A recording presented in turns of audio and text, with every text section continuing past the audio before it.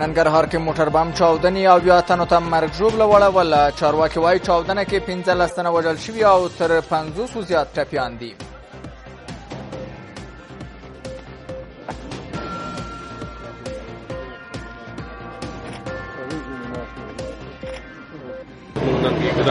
عزیزان شهیدان کې په دې کې داسې ماشومان هم شته دی چې تیخواره دي، نو د تیخوارو به ګناه څه وي. قطر کې د سولې بین الافغاني مذاکراتو مبهم برخلیک د دوه اختلافي مواردو له جملې د یو د حل برخه کې پرمختګ شوی.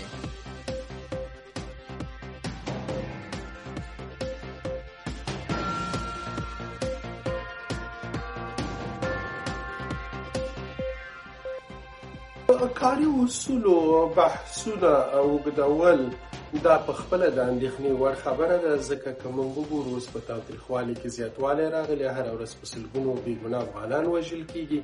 دواړه لوري باید نرمښت وښیي تر څو د اجنډا هغه مهمې برخې چې اوربند او د راتلونکي نظام په اړه بحثونه دي هغوی ته لاره هواره شي. او نګورنو قرهباغ کې د آذربایجان او ارمنستان نښتې دوام لري. امریکا انقرې ته خبرداری ورکړی چې د آذربایجان ملاتړ دې نه کوي.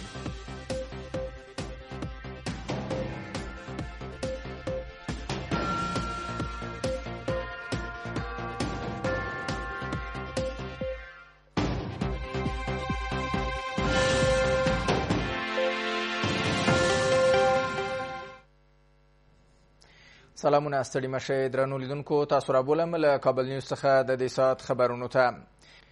زه محمد نسیم ستانکزی یم.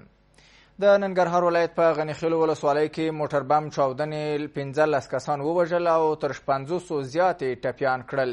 د ننګرهار د ولایتي شورا غړي وایي چاودنه د غنیخیلو ولسوالۍ مقام ته څیرمه رامنځته شوي او په دې پیښه کې ډیر وژل شوي او ټپیان هغه ملکي وګړي دي چې د ولسوالۍ مخې ته د مرستو ترلاسه کولو په هدف راټول شوي وو. ویل کېږي چې تر چاودنې وروسته وسلوالو له امنیتي ځواکونو سره نښته هم کړې، خو چارواکي وایي بریدګر له چاودنې وروسته سمدلاسه د امنیتي ځواکونو له لوري وژل شوي دي. بل پلو یو شمېر سرچینې وایي چې په دې برید کې 18 کسان وژل شوي او تر 500 زیات ټپیان دي. ولسمشر غني، پخواني ولسمشر حامد کرزي، د مصالحې عالی شورا رئیس عبدالله او نور افغان چارواکو او سیاستوالو د سولې خبرو په دې حساس پړاو کې دغه برید د سولې په زیان بللی دی. د ننګرهار ولایت په غنیخیلو ولسوالۍ کې موټر بم برید ګڼو کسانو ته مرګ ژوبله واړوله او د دې برید د شدت له امله سیمه کې وضعیت په دې ډول شوی دی.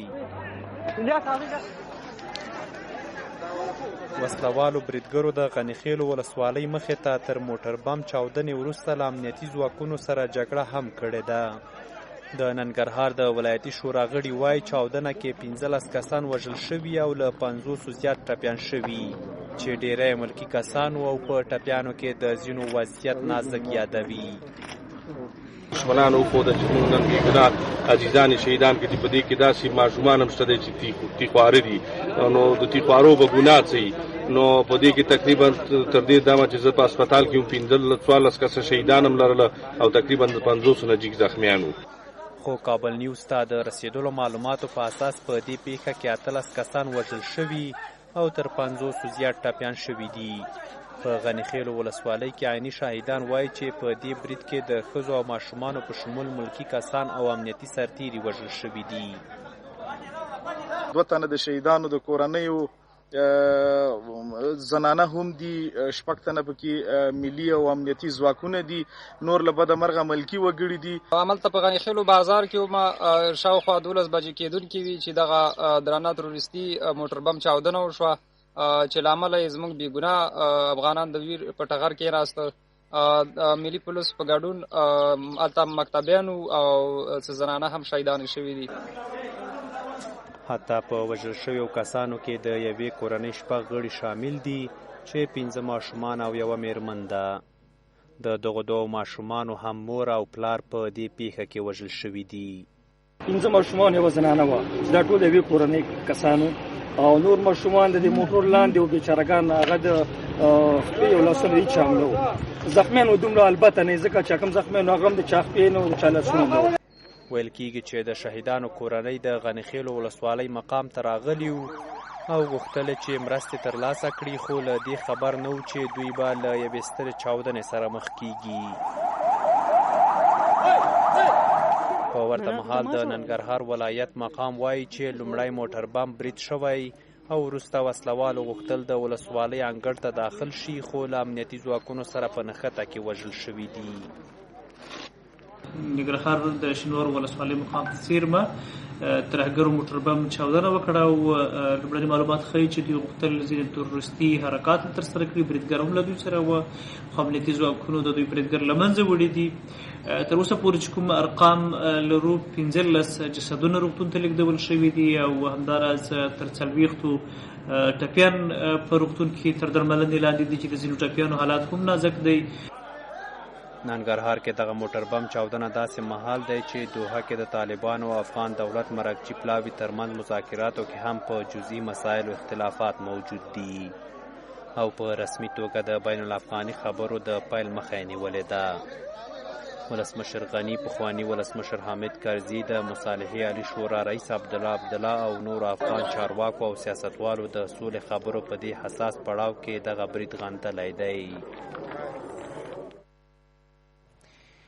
په قطر کې د بین الافغاني مذاکراتو د طرز العمل پر سر د تماس ګروپونه لا هم نهایي توافق ته نه دي رسیدلي. ویل کېږي چې د حنفي فقې په اساس په مذاکراتو کې د پیښیدونکو ستونزو د حل په برخه کې پرمختګ شوی او افغان لوري د طرز العمل برخه کې د رامنځته شویو ستونزو د حل لپاره 6 بدیلې طرحې طالبانو ته وړاندې کړي دي. دغه راز ویل کېږي چې طالبان له خپل موقف څخه نه پشا کېږي او د امریکا او طالبانو د فبرورۍ د 29مې هوکړه د خبرو اساس بولي، خو افغان پلاوی ټینګار کوي چې سولې ته د رسیدو په برخه کې د کابل او واشنګټن ګډه اعلامیه او د سولې مشورتي لویې جرګې پریکړه هم باید ورسره ضمیمه شي. که څه هم تیرو 5 ورځو کې د تماس ګروپونو ناسته نه ده کړې، خو د دواړو خواوو د غړو ترمنځ انفرادي ناستې دوام لري. په قطر کې د طالبانو او افغانستان اسلامي جمهوري دولت د تماس ګروپونه لا هم د مذاکراتو په طرز العمل کار کوي او نهایي توافق ته نه دي رسیدلي. دواړو خواوو که څه هم له تیرو 5 ورځو راهیسې ناسته نه ده کړې، خو د افغانستان اسلامي جمهوریت د پلاوي غړي وایي چې له 2 جنجالي موضوعاتو په یوه هغه کې پرمختګ شوی دی. د مصالحې عالي شورا هم هیله ښیي چې ډېر ژر به توافق ترسره شي. جانب جمهوری اسلامی افغانستان برای نهایی ساختن طرز العمل جلسات پیوسته در حال تلاش است تا تفاوت دیدگاه را به نقطه مشترک برساند و روند مذاکرات را رو به جلو حرکت دهد. ویل کېږي چې د حنفي فقې په اساس په مذاکراتو کې د پیښیدونکو مسایلو د حل د طریقې په برخه کې پرمختګ شوی دی او دغه راز افغان لوري 6 بدیلې طرحې مقابل اړخ ته سپارلې دي. که څه هم طالب لوری له خپل موقف نه تیریږي او د امریکا او طالبانو د فبرورۍ د 29مې هوکړه د خبرو اساس بولي، خو افغان پلاوی وایي سولې ته د رسیدو په برخه کې د کابل او واشنګټن ګډه اعلامیه او د سولې مشورتي لویې جرګې پریکړې هم باید ورسره ضمیمه شي. کاري اصولو بحثونه اوږدول دا په خپله د اندېښنې وړ خبره ده، ځکه که موږ وګورو اوس په تاوتریخوالي کې زیاتوالی راغلی، هره ورځ په سلګونو بېګناه افغانان وژل کېږي. دواړه لوري باید نرمښت وښیي تر څو د اجنډا هغه مهمې برخې چې اوربند او د راتلونکي نظام په اړه بحثونه دي هغوی ته لاره هواره شي. هاخوا د افغان سولې لپاره د امریکا ځانګړي استازي زلمي خلیلزاد قطر کې له دواړو خواوو سره کتلي دي. افغان لوری وایي چې دوی له خلیلزاد سره په خبرو کې د اوربند او یا هم د تاوتریخوالي د کموالي موضوع مطرح کړې ده، خو طالبان وایي چې باید د تاوتریخوالي عوامل روښانه شي. دغه راز افغان پلاوي له زلمي خلیلزاد غوښتي چې د پلاو ترمنځ د رامنځته شوې ستونزې د هواري په هدف د خبرو له اطاق د باندې ښکېل هیوادونه یو حل پیدا کړي. په همدې حال کې طالبانو له خلیلزاد سره په لیدنه کې د امریکا او طالبانو د هوکړې په عملي کېدو ټینګار کړی دی. زلمي خلیلزاد تر دې دمه د دواړو لورو د وړاندیزونو په ځواب کې څه نه دی ویلي. په څرخي پله زندان کې زرګونو بندیانو د ولسمشر د فرمان نه عملي کېدو په غبرګون د نخړو اعتصاب کړی دی. د څرخي پله زندان څخه زندانیانو کابل نیوز ته ویلي چې د بندیانو خوشي کېدو په اړه د ولسمشر فرمان نه تطبیقیږي او تر هغې چې دغه فرمان عملي نشي دوی خپل اعتصاب ته دوام ورکوي. په دغو بندیانو کې صعب العلاج ناروغان، پاخه عمر لرونکي کسان او افغان پوځیان شامل دي او د ځینو بندیانو د بند موده پوره شوې، خو لا هم بندیان دي او ځینې حتی په زندان کې مړه شوي دي. د مشرانو جرګې د کورني امنیت او دفاعي کمیسیون رئیس هم تاییدوي چې له تیرو 2 ورځو راهیسې په دې زندان کې بندیانو د ملي امنیت شورا دفتر لخوا د ولسمشر فرمان ځنډولو په تړاو اعتراضونه پیل کړي او که ورته پاملرنه ونه شي ناوړه وضعیت به رامنځته شي. په څرخي پله زندان کې شاوخوا 1000 بندیانو د ولسمشر لخوا د بندیانو خوشي کېدو او بند مودې کمولو صادر شوي فرمان نه عملي کېدو په تړاو د نه خوړو اعتصاب او اعتراضونه پیل کړي دي.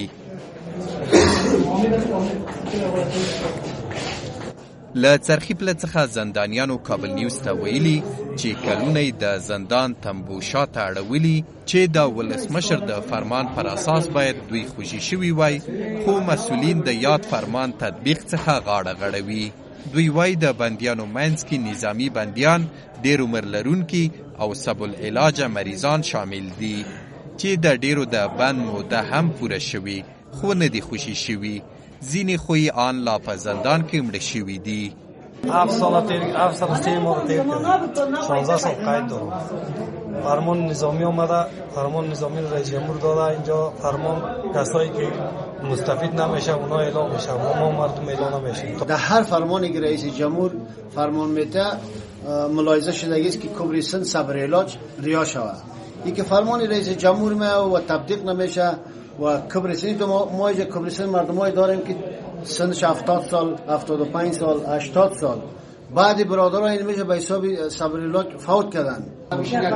بندیان شکایت کوي چې مسؤلین د ولسمشر د فرمان پر اساس هغه بندیان خوشي کوي چې واسطه ولري او یا هم رشوت ورکړي، خو هغه چې بې پیسو او بې واسطې دي له نامعلوم سرنوشت سره مخ دي. اصلا دوی ورته امنیت نه ورکوي، نه چلوي. دلته چې راسي رئیس جمهور فرمان ورکوي او دلته فرمان چې راسي وروشه دلته فرمان اصلا قبول نه ده. دلته رئیس جمهور وایي څوک چې قیدونه پوره باید هغه لاس خوشي سي. دلته وروشه نظامیان لپاره فرمان ورکړی چې فقط خیانت ویلي، خیانت ملي، او دا نور نظامیان چې دا باید خوشي سي. لکه سره کوم چې طالبان نه خوشي سي باید نظامیان هم خوشي سي. صاحب موږ په دې خاطر باندې شروع کړی دی چې موږ ته رئیس جمهور فرمان راکړي. دغه فرمان د مخصم موږ د مواد مخدر ګرد خوشي کېدلو، خو د مابعث ادارې موږ خوشي نه کړو. لکه رئیس، لکه ماوی د امنیتي، هغه کوم خلکو چې پیسې درلودلې یا شناخت درلودلې یا وایستې درلودلې هغه بندیان خوشي کړل. او دغه مظلوم د بیچاره خلک چې اوس پاته دي د خولې چګنډلې دي، دا تر اوسه پورې پاته دي. نن یې شپږمه ورځ ده چې خولې ګنډلې دي چې وایي موږ د هغه فرمانه سره مستحق سو او موږ خوشي سو. په ورته مهال د مشرانو جرګې د کورني امنیت او دفاعي کمیسیون رئیس تاییدوي چې 2 ورځې کېږي په څرخي پله زندان کې زندانیانو د ولسمشر د فرمان د نه عملي کېدو په غبرګون کې اعتراض کړی دی. محمد هاشم الکوزی وایي د ملي امنیت شورا دفتر د ولسمشر د فرمان عملي کېدل ځنډولي. که دې موضوع ته جدي رسیدګي ونه شي بندیان به له ناوړه وضعیت سره مخ شي. 2 ورځې کېږي چې اعتصاب یې کړی دی او د خوړو څخه یې منع کړې ده او د بندیانو غوښتنه دا ده چې د افغانستان ولسمشر کوم فرمان مابسینو ته استولی و د بندیانو د آزادولو دپاره، خو هغه فرمان برته د شورا امنیت لخوا څخه معطله سوی دی.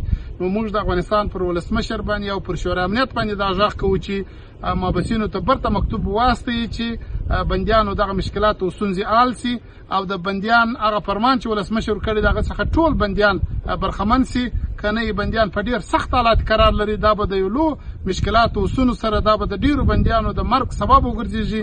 نو پر ولسمشر باندې غږ کوو چې د مابسینو ته دغه فرمان د تطبیق لپاره عاجل هدایت وکړي او دا مشکلات ستونزې باید حل سي. که څه هم د زندانونو د تنظیم چارو اداري مسؤلین د کمرې مخته خبرو کولو ته نه حاضریږي، خو وایي چې د یادې مسالې او بندیانو اعتصاب پای ته رسولو په تړاو یې هڅې پیل کړي دي چې د بندیانو د پایوازانو ستونزه حل کړي، خو د ولسمشر د فرمان تطبیق موضوع د لوړو چارواکو پورې مربوط ده. ولسمشر غني وایي دا د افغان دولت مسؤلیت دی چې د طالبانو جنګیالیو او د هغوی مشرانو لپاره د باعزته ژوند زمینه برابره کړي. اشرف غني پکتیکا ولایت کې د یوې غونډې پر مهال ویل طالبانو ته پیغام دا دی چې په تاوتریخوالي هدف ته نشي رسیدی او که دوام ورکړي سبا به ټولنه کې څنګه ژوند کوي. ولسمشر وایي د طالبانو اولادونو ته د زده کړو او جنګیالیو او مشرانو ته د باعزته ژوند برابرول د دولت مسؤلیت دی. اشرف غني طالبانو سره د سولې روانو مذاکراتو ته په اشاره ویلي بریالیتوب ته د مذاکراتو تر رسیدو پورې حوصله پکار ده. ولسمشر طالبانو ته په خطاب کې ویل په شعارونو ولس نه تیروځي، طرح او عملي کار غواړي او اسلام یې په وینه او هډوکو کې دی. په ورته مهال په دې غونډه کې د ولسمشر لومړي مرستیال امرالله صالح ویلي چې نور د الوتکو او ټانګونو د کباړولو وخت تیر شوی، تاریخ بیا نه تکراریږي او هغه ډیر غمجن تاریخ دی. په پکتیکا ولایت کې د ولسمشر سیاسي مخالفینو او خبریالانو ته په هغه غونډه کې د ګډون اجازه ورنه کړل شوه چې اشرف غني ورته وینا کوله. ولسمشر غني د شنبې په ورځ د یو لوړپوړي پلاوي په مشرۍ پکتیکا ولایت ته ولاړ، خو د ولسمشر ساتونکو د ولایتي شورا یو شمېر غړو او خبریالانو ته په ناسته کې د ګډون اجازه ورنه کړه او هغوی وایي ناستې ته خاص او فرمایشي کسان پرېښودل شول.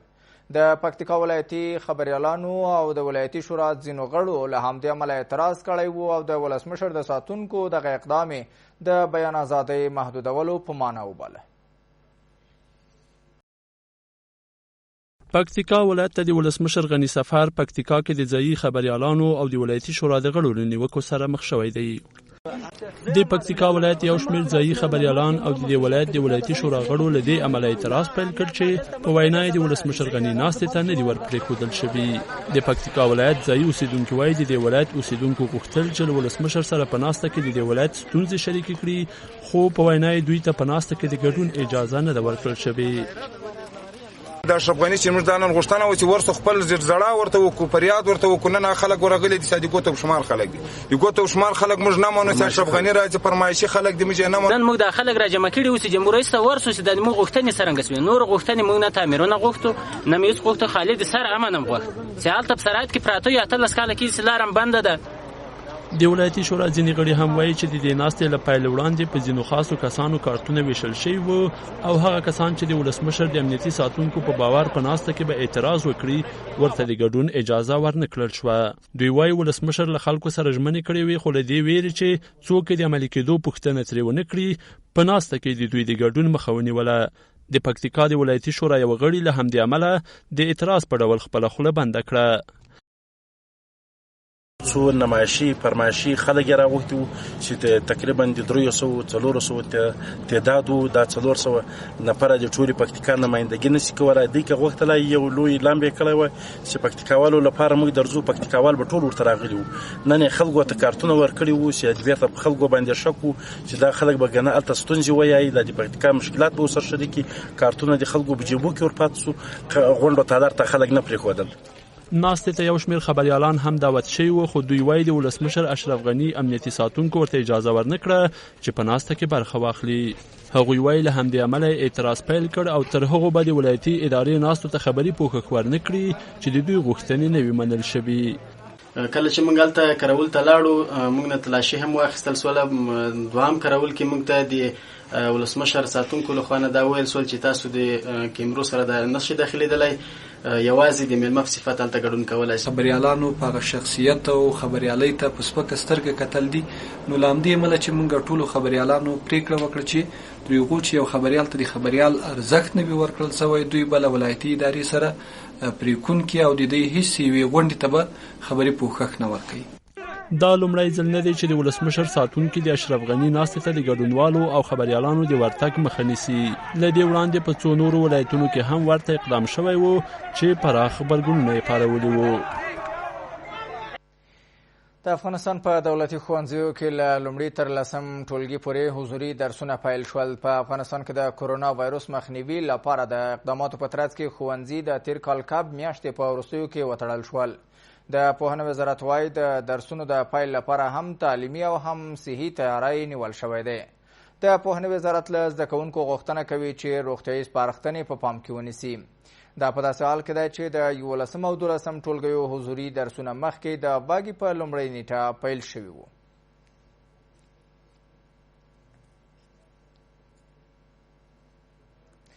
د افغانستان د صنعتکارانو ټولنه وایي چې سوداګر د برېښنا له کمښت او د خپلو فابریکو لپاره د مناسب ځای له نشتوالي سره مخ دي. د صنعتکارانو ټولنه وایي سره له دې چې حکومت ورسره ژمنه کړې چې د سوداګرو لپاره به د پانګونې زمینه برابروي، هغوی ته به د برېښنا په شمول د فابریکو لپاره مناسب ځای برابروي، خو تر اوسه دغه ژمنې نه دي عملي شوي. په ورته مهال د قانونو او صنایعو خونې مسؤلان وایي چې د کابل د سبز کې یې له 400 زیاتو تولیدي فابریکو لپاره ځمکې توزیع کړي دي. د دوامداره برېښنا نشتوالی او د فابریکو لپاره د ځمکې کمښت هغه ستونزې دي چې سوداګر هم اندېښمن کړي دي.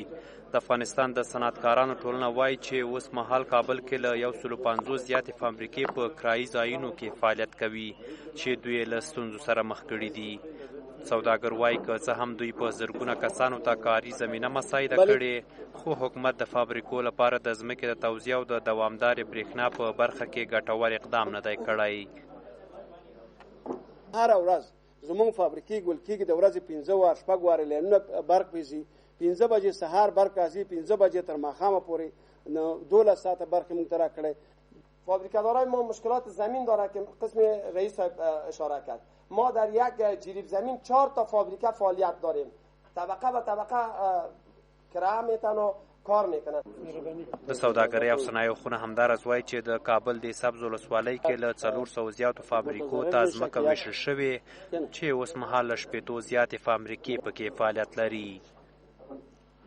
ما برای بیشتر از 400 فابریکه زمین توزیع کردیم و از این 400 فابریکه در حدود 60-70 فابریکه عملا تولید دارن که تولیدهای شبانه روزی و فعلا برق موجود است در اونجا.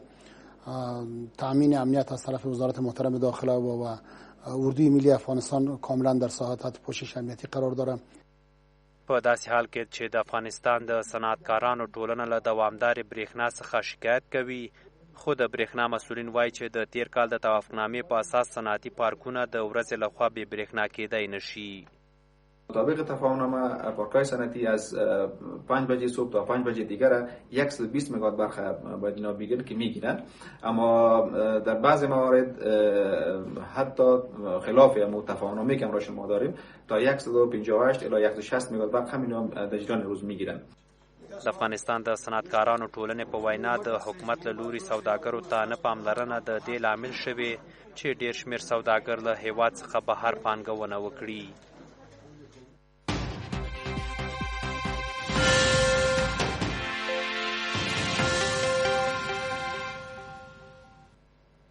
بیا هم ستړي مشئ. د آذربایجاني او ارمني ځواکونو ترمنځ په نګورنو قرهباغ سیمه کې جګړې په شدت سره دوام لري. تازه د آذربایجان ولسمشر الهام الیف ویلي چې له ارمنیانو سره په دې لانجمنه سیمه د نورو اوږدو او بې ګټو مذاکراتو زغم نه لري. الیف الجزیره ټلویزیوني شبکې سره په یوه مرکه کې ویلي د اروپا د امنیت او همکاریو سازمان په اډانه کې د نګورنو قرهباغ د لانجې د حل لپاره له نږدې 3 لسیزو راهیسې د روسیې، امریکا او فرانسې د منځګړیتوب هڅې بې ګټې وې. په ورته وخت کې تر فرانسې وروسته د امریکا متحده ایالتونو هم ترکیې ته خبرداری ورکړی چې د نګورنو قرهباغ لانجه کې دی په یو اړخیز ډول د آذربایجان ملاتړ نه کوي.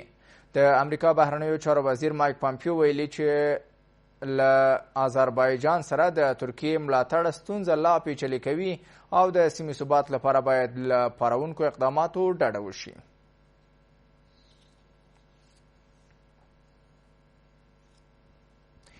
امریکا کې د ولسمشریزو ټاکنو په درشل کې د نژاد پالنې خلاف اعتراضونه او وسلوال بریدونه له ورځې بلې ته ډېرېږي. CNN ټلویزیون په یو راپور کې ویلي چې د امریکا د یو شمېر ښارونو چارواکي، امنیتي ادارې او فدرالي قانون نافذونکي د راتلونکو ټاکنو د امنیت په اړه اندېښنې لري.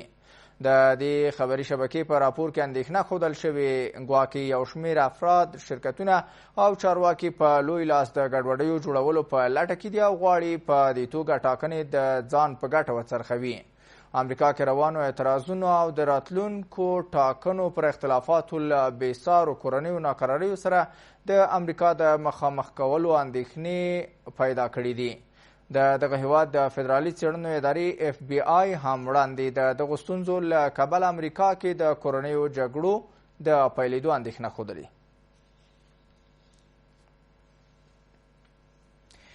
او د امریکا ولسمشر ډونالډ ټرمپ چې په کورونا وایروس اخته دی د درملنې لپاره یو نظامي روغتون ته لیږدول شوی دی. د ټرمپ روغتیایي وضعیت ښه بلل شوی او ویل کېږي نوموړي ته په روغتون کې کاري دفتر جوړ شوی او له هغه ځایه د حکومت چارې مخته وړي. د راپورټونو له مخې د ولسمشرۍ ټاکنو په درشل کې د جمهوریت پال ګوند په مشرانو او غړو کې د کورونا وایروس خپرېدو د دغه ګوند کمپاینونه له ستونزو سره مخامخ کړي دي. د امریکا پر ولسمشر او لومړی میرمن سربیره د دوه مهمو جمهوریت پالو سناتورانو د کورونا د معاینې نتایج هم مثبت ښودل شوي او دواړو لس ورځنی قرنطین پیل کړی دی. ګمان کېږي چې د جمهوریت پال ګوند دغو مشرانو ته به تېره اونۍ سپینه ماڼۍ کې د سترې محکمې د یوې غړي د معرفي کېدو غونډه کې کورونا رسېدلې وي.